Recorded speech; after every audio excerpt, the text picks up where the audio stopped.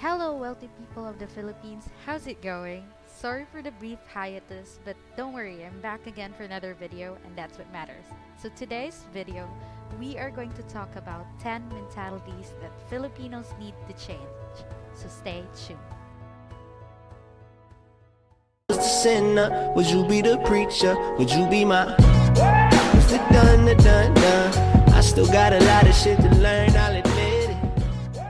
Let's start the takedown with this one. Good grades equal success. This is a defective concept because it teaches children to be grade focused rather than learning the right values necessary to hurdle life struggles or sacrificing their respective potential just to be part of the honor rolls.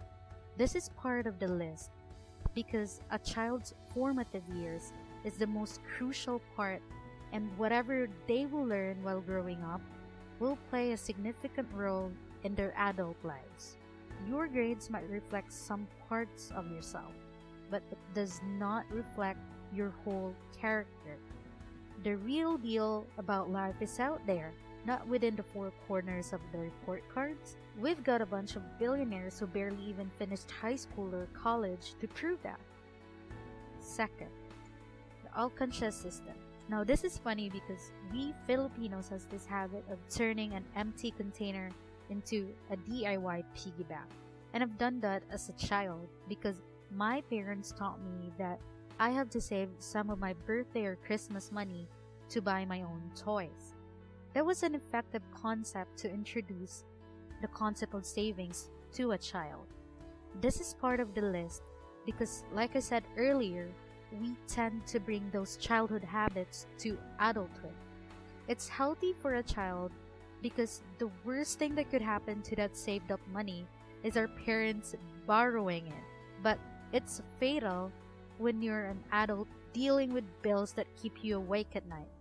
I'm not suggesting that savings per se is bad. In fact, you have to save before you can invest. But the danger comes in when you simply store your money in a piggy bank or leave it in your ATMs. Most pay cards are also debit cards, so it's super easy to swipe it all out. Stop overkilling yourself by not earning the appropriate interest rates for the money that you put in. If your goal is not spend it, then might as well put it somewhere that will allow you to grow your money, not in your ATMs where you can easily buy the things that you don't even need. Third, buying new instead of buying slightly used or used items. Not so recently in the Philippines, your financial capacity is often measured by the phones you use or the cars you drive. This has gotten so out of hand that some teenagers would often ask their parents a new phone or a car just to keep up with the times. This era has rather become so judgmental with the type of clothes you wear, so much so that you cannot command respect unless you're sporting a fancy outfit. It's true that there are things that you need to buy new, like undergarments, but if we're talking of buying a new car or a motorcycle when you're already buried in debt, it's a total disadvantage because in a few years of using those brand new stuff, they depreciate. So 7 years ago, I bought this pre-loved iPod Touch because I'm an avid music fan, and up to this day, it's still perfectly working and has been serving me well. Almost 2 years ago, I decided to become a minimalist, and boy, that changed me. I started to get intentional with how I live my life, curated the things in my life, and let go of the things that do not add value to my everyday living. This could work for you too. Let me know in the comments down below if you want to know more about minimalism. That's the thing about consumerism. It's like an addiction of never stopping to want more. And it's the hardest thing to stop because man by nature is insatiable. And if we don't stop for a while and internalize what really matters, Number 4. Taking out unnecessary upgrades. This is part of the list because living in a consumer culture society, We're often marketed with how this new thing will magically improve your user experience. To some extent, it's true. But what they don't tell you is that you still have a fully functioning phone or laptop. That's where the problem comes in. Take on upgrades if you must, but do it for the right reasons. Don't do it just for you to keep up with the current craze or please people you don't even like. Number 5. Time deposits are the best investment vehicle. Most if not all ordinary Filipino thinks that time deposits are the best investment. This is misleading because on average, most time deposit schemes are giving you below or slightly above inflation interest rates. For those of you who are unfamiliar with time deposits, it is an investment vehicle that's offering you a fixed interest rate for your deposit, withdrawable on a defined period like 5 years or more. What the bank does is just lure you with their conservative amount of interest rate without being equally transparent and detailed with the taxes and other required fees you will pay when you withdraw your deposit. So that gives you a 0 to negative profit and the same amount of money that is now valued 7 to 10% lesser depending on the current inflation rate.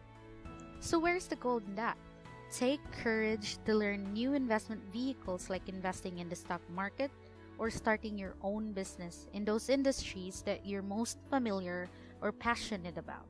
For instance, I myself currently invest and trade in the Philippine Stock Exchange and at the same time farm and breed pigs in the province.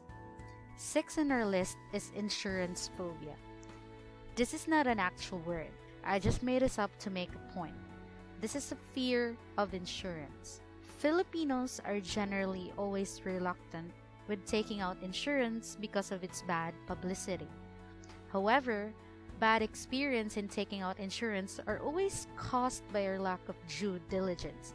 May it be us failing to verify if the insurance company is legit or failing to necessarily determine which insurance would fit you, because trust me, when you're already experiencing hard turns, either it's already too late for you to insure yourself or you're already too preoccupied with the current bad situation. So having a reliable insurer will lessen the burden of an unfortunate event. 7. Government benefits are the benefits. GSIS, Pag-ibig, and PhilHealth or Social Security benefits are not exactly unreliable. Yet, this is part of the list because in a recent study conducted by the Global Aging Institute in East Asia, only 68% of Filipino workers expect to receive Social Security System or Pag-ibig fund benefits when they retire. Needless to say, these benefits are not enough to support you through retirement even if you max out your contribution, granting that you have access to these things and how long the process takes to claim these government benefits. What's interesting is that according to the study, in the Philippines, 66% of the respondents believe that the government should mostly be responsible for providing retirement income. No wonder we're still a third world country. Our mindset should change first before we can change the whole country. So start today and plan your own retirement.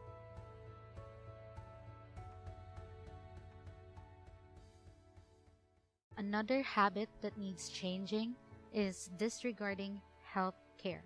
This might seem obvious, but 8 out of 10 Filipinos are not taking good care of their body. This present society is always pressed with the YOLO principle, or you only live once.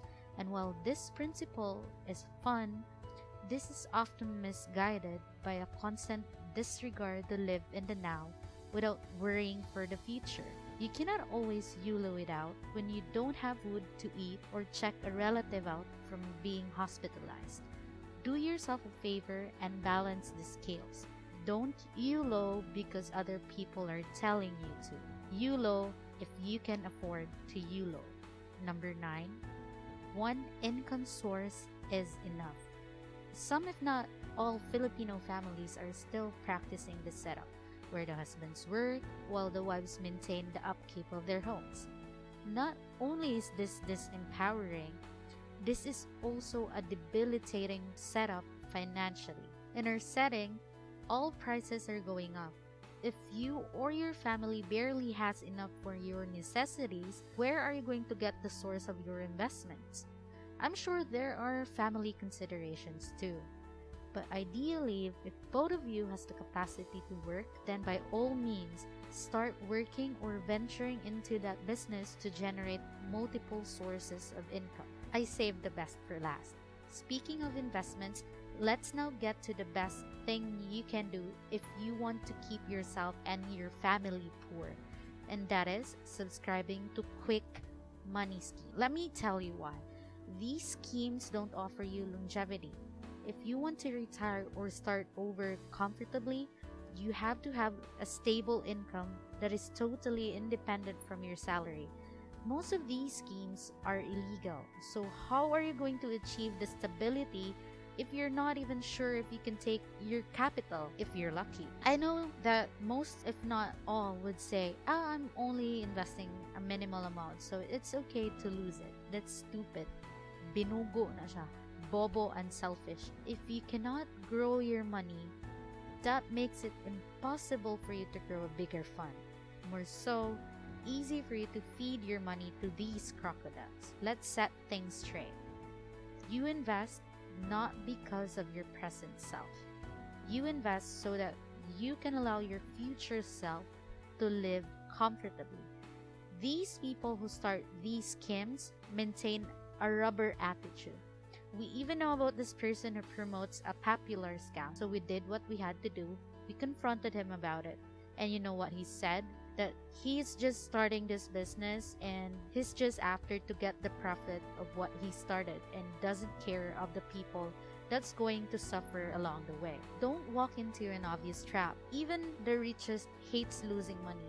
All the more that you should not lose money. Alrighty, that's about it. To recap, I'd pointed out 10 mentalities that Filipinos need to change, and they are: good grades equals success, the ALKANSYA system, buying new instead of buying slightly used or used items, taking out unnecessary upgrades, time deposits are the best vehicle, insurance phobia, government benefits are the benefits, disregarding healthcare, one income source is enough, and 10th, subscribing to quick money schemes. Alright, that ends today's video about the 10 mentalities that Filipinos need to change. This video helped you identify which mentality is harming you, and if you related to the points I've shared and wonder, where do I get these ideas despite having a tight schedule? They're from the books I listened to from Audible.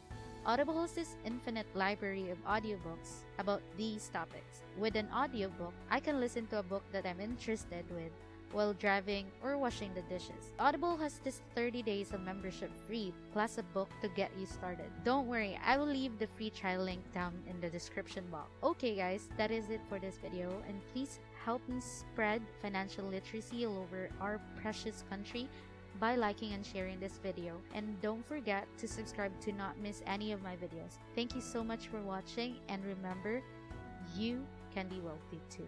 See ya!